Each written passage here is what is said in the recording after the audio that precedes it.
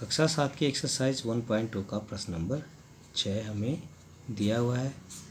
एक कक्षा टेस्ट में प्रत्येक सही उत्तर के लिए 3 अंक दिए जाते हैं और प्रत्येक गलत उत्तर के लिए 1-2 अंक दिए जाते हैं और किसी प्रश्न को हल करने का प्रयत्न नहीं करने पर कोई अंक नहीं दिया जाता। राधिका ने 20 अंक प्राप्त किए। यदि इसके 12 सही उत्तर पाए जाते हैं तो उसने कितने प्रश्नों का गलत उत्तर दिया है। ठीक है, कितने प्रश्नों का उत्तर गलत किया है। तो राधिका ने जो प्राप्त अंक हैं उसको हम लिख देते हैं। राधिका के द्वारा प्राप्त अंक कितने हैं, हमारे पास दे रखें 20 दे रखें। ठीक है, अब ये हमें पता है कि सही जो उसने किए वो 12 किए। ठीक है, तो राधिका द्वारा ठीक है सही किए गए प्रश्न कितने हो जाएंगे 12। तो राधिका द्वारा प्राप्त अंक, राधिका द्वारा प्राप्त अंक ये हो जाएंगे 12 गुणा गया 3 मतलब 36, क्योंकि 12 सही के हैं और एक सही उत्तर पे आपको 3 अंक मिलते, तो 12 सही उत्तर करने पे कितने मिल जाएंगे 36 आपको मिल जाएंगे। ठीक है, अब गलत प्रश्न के अंक कैसे प्राप्त करेंगे। अब हमें ये पहले प्रश्न पता करना है कि गलत प्रश्न कितने अंक प्राप्त किए। तो गलत प्रश्नों के अंक, तो देखिए उसने जो राधिका ने जो सही प्रश्न किए उसमें उसको अंक प्राप्त हुए 36। ठीक है, और प्राप्त टोटल अंक उसे प्राप्त हुए 20। जितने प्रश्न उसने किए उसमें उसको 20 अंक प्राप्त किए। तो गलत प्रश्न कितने किए वो हमें कैसे प्राप्त होंगे अंक, जब हम 36 में से 20 को घटा देंगे। तो कितने अंक हुए वो 16 अंक हुए। ठीक है, तो 16 अंक जो हैं वो गलत प्रश्नों के हैं। ठीक है, अब देखिए इसको हम ऐसे ले सकते हैं, ये 36 जो अंक हैं ये सही प्रश्न के अंक हैं, राधिका द्वारा प्राप्त सही प्रश्नों के अंक।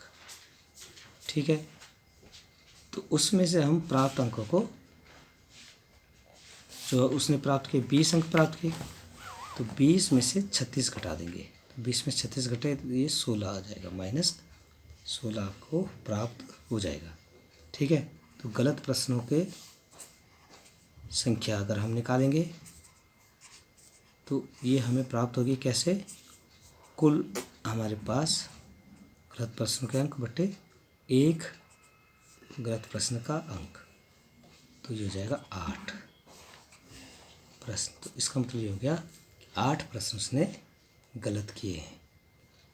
ठीक है, इसको हम सेकंड पार्ट में देख लेते हैं दोबारा से। मोहिनी टेस्ट में -5 अंक प्राप्त करती है जबकि उसके 7 उत्तर सही पाए जाते हैं। उसने कितने प्रश्नों का उत्तर गलत दिया है। इसको भी इसी तरह से हम कर सकते हैं। पहले देख लेते हैं कि मोहिनी के प्राप्त अंक कितने हैं। तो मोहिनी के प्राप्त अंक हमारे पास दे रखे हैं -5। मोहिनी द्वारा अटेम्प्ट, या ये कहें कि मोहिनी द्वारा हल किए गए प्रश्नों की संख्या मतलब जो सही की, मतलब वो है आपके पास दे रखा है 7। ठीक है, तो मोहिनी द्वारा प्राप्त अंक, मोहिनी द्वारा सही प्रश्न पर प्राप्त अंक, तो सही प्रश्न पे अंक जो प्राप्त होंगे वो 1 पे 3 है, तो ये हो गया 7 या 21। ठीक है, अब ये है कि गलत प्रश्न के अंक कितने होंगे देखिए आपके पास जो प्राप्त अंक है -5 थे। ठीक है। और जो उसने सही प्रश्नों में अंक प्राप्त करने थे वो कितने थे, 21 थे, इसको भी हम इसको घटा देंगे तो कितना हो जाएगा -26।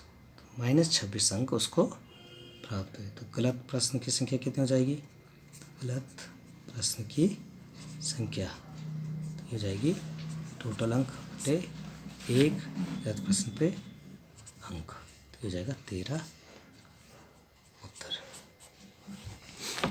तो इस तरह से हम इस प्रश्न को सॉल्व कर देंगे। ठीक है, तो ध्यान देंगे, एक बार मैं फिर रिपीट कर देता हूँ। कक्षा टेस्ट में सही उत्तर के लिए जो 3 अंक मिलते हैं और गलत के लिए 2 अंक मिलते हैं। ठीक है, तो सही के लिए तो मिलेंगे 3 और गलत के मिलेंगे -2 और अटेम्प्ट ना करने के 0। ठीक है, ये है।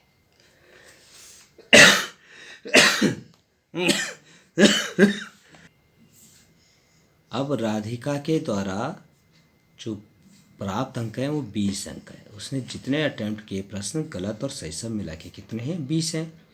और उसके 12 उत्तर सही हैं। तो 12 उत्तर सही हैं तो इसका मतलब क्या होगा कि उसको जो अंक प्राप्त हुए 12 या 36 अंक प्राप्त हुए। सही प्रश्न में कितने अंक प्राप्त हुए, 36 अंक प्राप्त हुए।